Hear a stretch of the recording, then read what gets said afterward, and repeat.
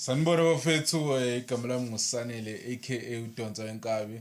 Bafethu we are back kwi starting 11 with another video. Njengamanje social analysis ye Kaizer Chiefs versus Stellenbosch ebidlala manje FNB. Sibude libude hamba kanjani? Itawola moja kunjani? Grand. Hayi imnandi maswidi. Hayi okay bafethu njengoba benazi ukuthi bekudlala ama games awu2 namhlanje ama big teams awu2 bekudlala Kaizer Chiefs versus Stellenbosch namaZulu versus Mamelodi Sundowns. So mina bengibuka Mamelodi Sundowns, sibuda libuda bebuka Kaizer Chiefs, then uzo analyze ukuthi ubuye kanjani umdlalo, then sis come back then nami analyze igame yeMamelodi Sundowns namaZulu. Sibuda ubuye kanjani umdlalo? Yeah, nice one, very nice. Yiko ukuthi bengingazi ukuthi nala eMsouthern sinayo team Newcastle United.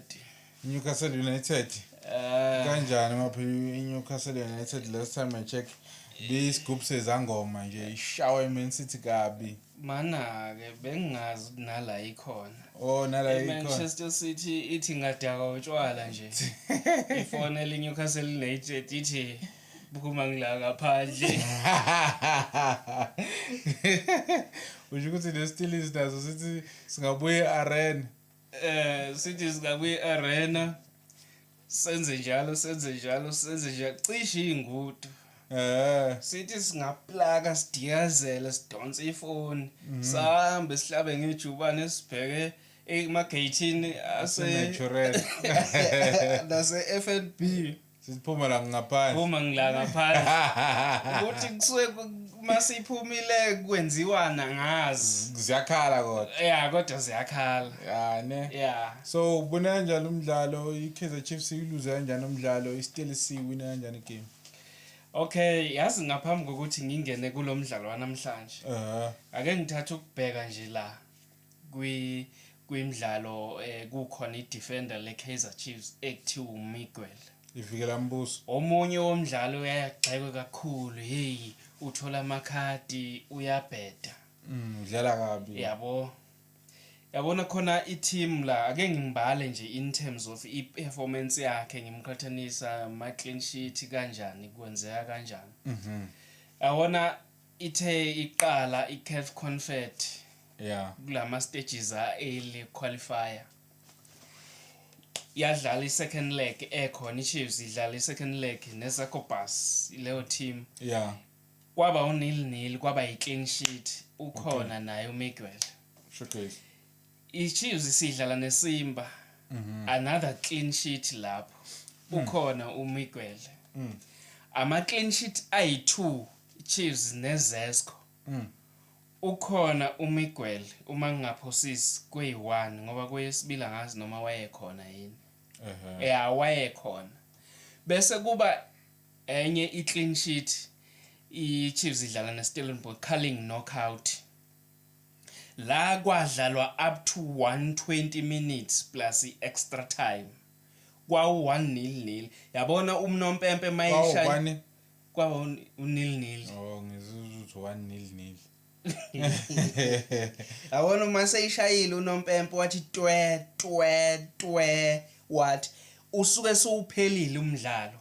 Yiko ukuthi waqhubeka waya kuma extra time. Waya kuma penalty. Ngwa penalty kusuke sekuyilotho akusesi umdlalo.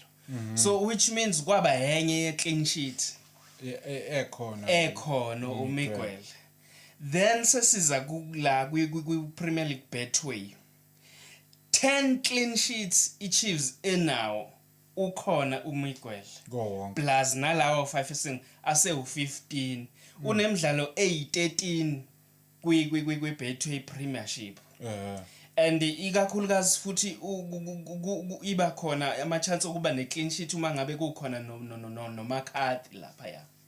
Yabo. So wa consider 5 goals. iChiefs ya consider 5 goals kwi Premier League. We Betway Premiership. Khona ulokho uJukunika. So since hayi kwenika uMiguel since engekho asedlulile ku5 amagoli aseconsider iChiefs. Last time iphuma lapha nishawa izama like kwaba u2-1. namhlanje asiyeke iZamalek ishawe iStellenbosch nini umdlalo ikhipha kwiNetbank yabo yashawa futhi namhlanje futhi nakhona yashawa futhi namhlanje u2-1 seku4 goals plus lo mdlalo odluleza ngingayibalike eminye la engekho khona ase more than 6 ama goal engekho angisho ukuthi uyibest player but ama calculations ngiyabuka ukuthi izinto zenzeka kanjani yes beshawa iAl-Masry ngo2-1 mangaphosisi wenza iphutha kuma cup games untekenteka akekho that strong but nje uma ngibheka istat compared to ama current defender la bekhona namhlanje ase concede kaningi ukudlula yena even noMsimango bekhona angangisho ukuthi i-right Chiefs kukhona yini so iqhamuka lapho ke coaching ukuthi okwazi phela ukuthi umbone umdlalo ukuthi uyayisiza team kodwa uyabheda lapha nalapha ngithi that's why coaching comes in ukuthi no musu kuba reckless kanje yabo ukuthi uzogcina usicost hayi ukuthi umdlalo usuzombeka ngaphandle ngenxa yokuthi unokubuya bayiziseke because at the end of the day ukudefenda akukho lula ulimele futhi ulimele uMiguel walimala waba kwahlangana ne-suspension yamakhadi okay so nje even naku lineup bengithi mhlawumbe uzoba khona abengekho kule game eqeda kudlala kanjani namhlanje Mabu udlale kamnandi mfethu wakhipha ama pass mfethu $2 million passes first half nakwi second half bawenza njani la $1 process akuzange converteke to ama goal kona bekuyama pass amnandi mase singena nje ake singene kwi game yanamhlanje isiye yonke yabo first minute iChiefs idlala lapha bebelibamba kamnandi ama defender liphasa esiswini ibhola aphinda linike uLilepo laphana ku overlap kuyo attackwa kuyiwa phambili nanso ke into eyenzakalile cabanga ukuthi iChiefs lo mdlalo ubuhlukanisiwe ukuthi iChiefs ifanele iwin first half iSteelers siswine isecond half kwenzeka kanjani yabo so uma elithola uLilepo ibhola elithola lapha esiswini uyahamba uyangena la kukhona umdlalo weChiefs maybe uDupreez esikhundleni sokuthi alifake la kumuntu one better chance ukuthi akore wakhetha ukushaya ishot on target walibamba ukeeper kada hamba phela usafuna ukuzizwa yabo first thing yadlala kamnandi ibhola iChiefs ngicanga ukuthi uDalsif bephaselwe it's either uYulilepo iya attack useseboxini eboxini ngaseceleni lapha wathatha ishot khona umdlali la uDupreez efuze ngawe uyamnika okuyibetter chance of which ibe nama 2 opportunities ebekumele ithi nje ibhale ebekungenzeka ukuthi abe amagol way2 conversion rate kwesithathu uDupreez uthole ibhola wakwazi ukurana waleqisa ukhipha walithinta la yoqhoma emva kwakhipha ukhipha kushutha kasekho sekumele yenze nini aphasele inet nje alishaye iphasele inet ngicanga ukuthi uShinembe ngesithende ngecele lesithende laphuma eceleni of which iChiefs lapho beyingabe siyibhale 3 goals iStellenbosch ukhipha ubelibamba ibhola mangabe libambile or uyalisusa be igoal kick uyalitunyuza liye phambili iStellenbosch si very active lapha phambili sishala besingadlali la eswini first half ilokhujana besithi besingayenza ibuild up ngoba ibuild up beyisheshe intercept imakekwe siya attacker iChiefs so uma libanjwe idefender lizophasela lo seswini liyahamba liyaphambili lithola amalokhujana ama winger yabo like uPhili mfethu ke wathola ichance emnandi lapha lento engisho ukuthi iyashesha wonke umuntu unejuwane kuStellenbosch thola ichance emnandi yokuthi abhitha ama defender lapho nebhad ube offside but ushaya ipala of which ifirst half bekungeyona eStellenbosch because ibhola belimakeka beyimaka kalula ingakho bidecide ukupha nje ashaya ama long ball baphasela but wonke umuntu walapha une speed iChiefs bekumele icapitalize nge-first half because besimnandi sisu lapha yabo uMabu performance kanjani no Chile khona lo mdlalo omusha obeqala ukudlala namhlanje womlungu Chilset bani Chilset, Chilset waseThekwini ubuya phesheya uke wadlala phesheya yeah isisu besimnandi besibambile naye noNgcobo bekwazi ukuliphasa lapha lamlungu yeah mfethu perform first half perform right okay yeah perform right isisu besi bekhuphuka nomako ngapha kuya overlap beyimnandi iChiefs ihlangene mfethu yeah beyimnandi iChiefs ihlangene then ayizange ya convert ama goal ngendlela ebekufanele iwa korenga khona lelo bhola elibe yi-square from uLilepo mangaphosisi or uSolomons nakhona inyawo nekhanda bese kungasezi ukusebenza ngazi noma ushaye ngiseyolala phansi ngesifuba yini laphambana nokeeper yadla yabhala iChiefs ingakho ilindile ngani nge-first half ingakho ikwazi ukuleader nge-first half yeah libhale uDa Silva lapha yana by the way uDa Silva ube umdlali okhombisile first half ukuthi umdlali weChiefs angazi noma ingcindezi yokuthi namhlanje ngifakwe nestrike ezimbili ngoba ubuyile uDupreez okusho ukuthi akusesiyena yedwa istrike wawaphakamisa amasokisi waphila yabo nethi into abayenzile bobabili benolilepo yabona amabhola bekumele kunesifo sokuthi iChiefs ibingafuna ukuphaselana mayiseboxini kodwa umdlali first half uma ngabe eseyi offside bebemnika uDupreez phakama iduku sekuyi offside maye ngekho offside bakhahlelela bona libanjwe yabo angazi noma bebenencindezi ukuthi kade sagcina ukora sifuna ukuwina yini yes bezowina kodwa bekumele baphasele abanye yes eboxini because okay nanga ke si offside othi ngimphasele ngoba mina ichance yami ayikho right ukuthi ngingalikora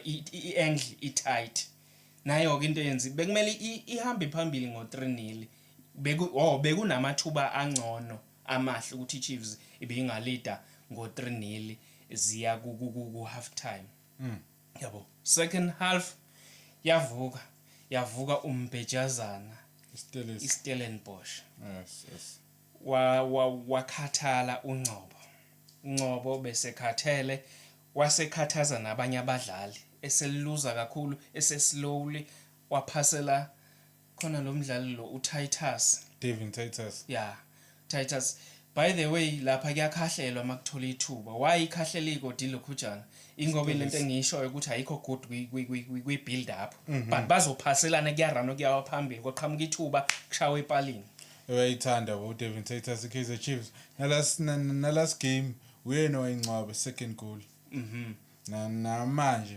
ngibonile ukuthi uyena oshaya second goal angithi yabona ke angithi yabo ukuthi uba excited medlala neChiefs yeah ngathi uyayithanda uyayithanda impela wena lo fonayo yabo ngicabanga kanjalo ngoba kuvuke nokuphili phila uvule futhi ubhale igoli lokuqala ibisifikile ihlasela ilokho iChiefs into eyenzile idefense iphuthe engilibonile ihighline kwi-highline noma athi iStellenbosch sidlala noba awuyenzi kuStellenbosch iStellenbosch siyakwazi ukushaya ama long ball siyalishaya ibhola lidlule ama defender alibiki offside ibhola ngesikhathi lidlula ama defender ziyaqhuma ngamajubane ngesikhathi ziya amajubane nama defender Chiefs sekuyiwa ngamajubane sekuyiwe le defender sebhekele yabo sekubhekele amathuba ukuthi kube yigoal mase nibheke lo nonke u75% kungani ama opponents azosishaya isquare noma lo olificile ibhola eqondene nepala uzokhahlela kube yigoal okanye idefender nani ma defender nizothi niyalclearisha lingaclearishi ke libheke ngqo epaleni kube yigoal of which iline kwiStellenbosch bengasebenzi kakhulukazi namhlanje ngoba beyigijima isheshe sekuyiwa le ubhale kanjalo no Phila yeah counter attack efast nangoke uSolomon ethola ibhola kulilepo idlalile ngicabanga ukuthi angazi bese kushintshiwe yini ngoba uphumile uNcobo kwangena oVilakazi kwangena uDusha kwaphuma istriker waphuma uDupreez waphuma uDa Silva wangena uVilakazi kwangena uShabalala ya bangenile ngicabanga ukuthi kube ama substitute kwangena uDuba so ulitholile ibhola ulilepo wakwazi uligcina ukuthi lingamakwa idefender walithola uSolomons esebheke kwi18 area yabo nango cishe bekuduba la uDuba noma uMabowe la phakathi maqondana ne penalty spot okuwumuntu obezolireceiver kamnandi leli bhola une chance emnandi ukuthi angalo wakhetha ukukhahlela yena eseceleni walibamba again another opportunity ye Chiefs ebeyingakora ngayo okusho ukuthi amangakhi lawo ma opportunities awu 3 from I second half okufithi bekuamathuba ebeyingaphaselana ngayo I Chiefs ikoro masifike ebox bebenesifo sokuthi bangaphaselani ngendlela uma amaphasa bawashayile eboxini first half abe offside if engayena umuntu offside ukhetha ukuyikhahlelela yena azange akwazi ukukora uSolomons uze wathi umdlali ngesikhathi esaliphethe wa decide ukungalokhujini yabhala uPhili wabhala uTitus yalida ilokhujana iStelis lapho ke isiyazama ke iChiefs ukuphuthuma ukuthi sesifuna ukucover okungenani noma ingathola sekule ine pace A1 Stellenbosch ngisho nama substitute akhona ane pace A1 kuyagijima yabona iPirates la ku BSL iStelis sine pace A1 of which leyo pace imatchwe iCasrick Stars iCasrick hayi kwiCasrick ingenhla kakhulu ipace ngathi bengame konje siphumile iStelis bengizothi besimeshe neCasrick Stars yabo of which nokungathengi asithengi